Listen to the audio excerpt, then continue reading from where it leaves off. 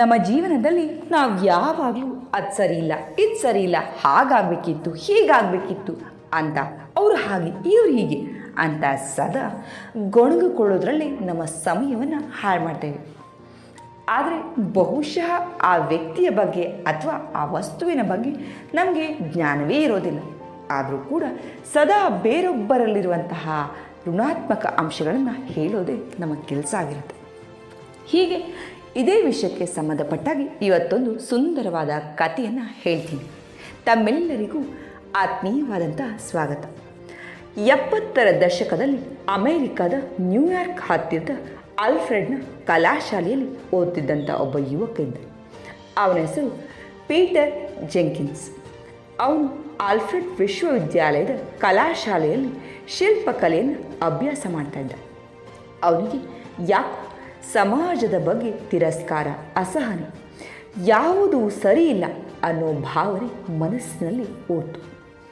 ದೇಶದ ಬಗ್ಗೆ ಅಭಿಮಾನ ಪಡುವ ಯಾವ ಸಂಗತಿಯೂ ಕಾಣ್ತಾ ಇರಲಿಲ್ಲ. ಈ ದೇಶದಲ್ಲಿ ಏನಿದೆ, ಇದಕ್ಕೆ ಭವಿಷ್ಯ ಇದೆಯಾ? ಎಲ್ಲಿ ನೋಡಿದ್ರೂ ಅನೀತಿ, ಅನಾಚಾರವೇ ಕಾಣ್ತಾ ಇದೆ. ಇದರಿಂದ ಮುಕ್ತಿ ಯಾವತ್ತಾದರೂ ಉಂಟಾ ಅಂತ ಪ್ರಶ್ನಿಸ್ಕೊಳ್ತಾ ಇದ್ದ.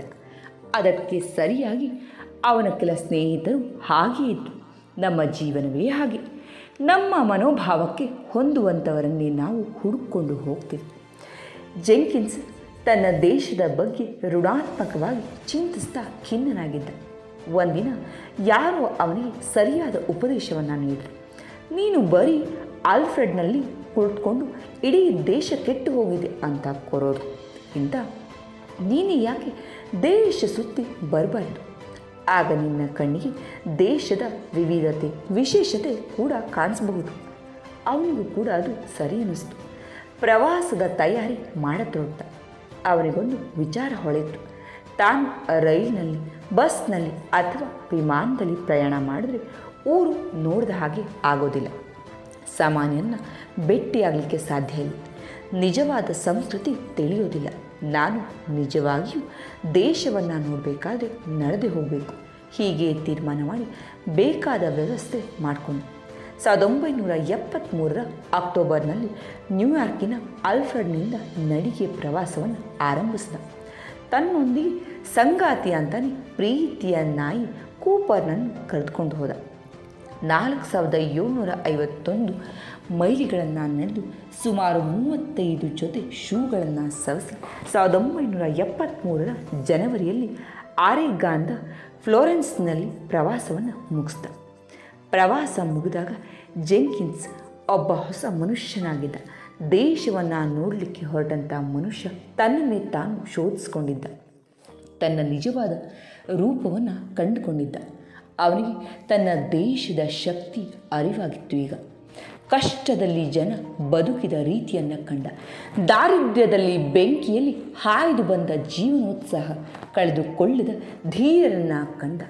ಪರ್ವತ ಶ್ರೇಣಿಗಳಲ್ಲಿ ವಾಸವಾಗಿದ್ದ ಸಂತರ ಸಮಾಧಾನದ ಜೀವನವನ್ನು ದರ್ಶಿಸಿದ. ಕೊಳಕಿನ ಆಂತರ್ಯಕ್ಕೆ ಬಣ್ಣದ ಮೆರುಗನ್ನು ಮೆತ್ತಿಕೊಂಡ ನಿಸ್ಸಾರ ಜೀವಗಳನ್ನು ಕೂಡ ನೋಡ. ನಿಸರ್ಗದ ಬೆಳಗಿನ ಭೀಕರತೆಯ ಬದಲಾಗುತ್ತಿರುವ ಮುಖಗಳನ್ನು ಕಂಡು ಅಚ್ಚರಿಪಟ್ಟ.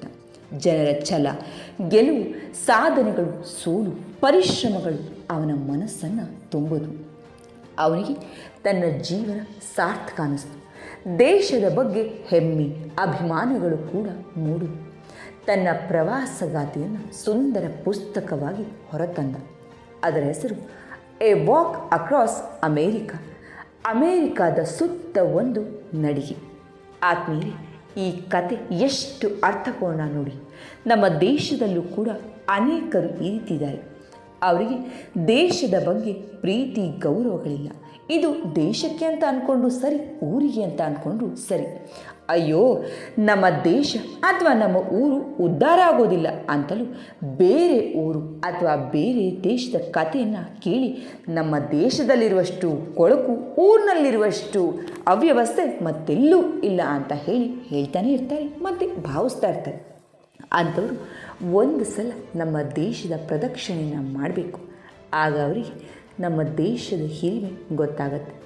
ದೇಶದ ಪರಂಪರೆ, ಘನತೆ, ಹಿಂದಿನ ಸಾಧನೆಗಳು, ವೈವಿಧ್ಯತೆಗಳು ಕಣ್ಣನ್ನು ತುಂಬಿಸ್ಕೊಂಡು ಮನಸ್ಸು ವಿಸ್ತಾರವಾಗಲಿಕ್ಕೆ ಕಾರಣ ಆಗುತ್ತೆ. ಕೀಳರಿಮೆ ಕರಗುತ್ತೆ, ಅಭಿಮಾನ ಪುಟಿದೇಳ್ತದೆ.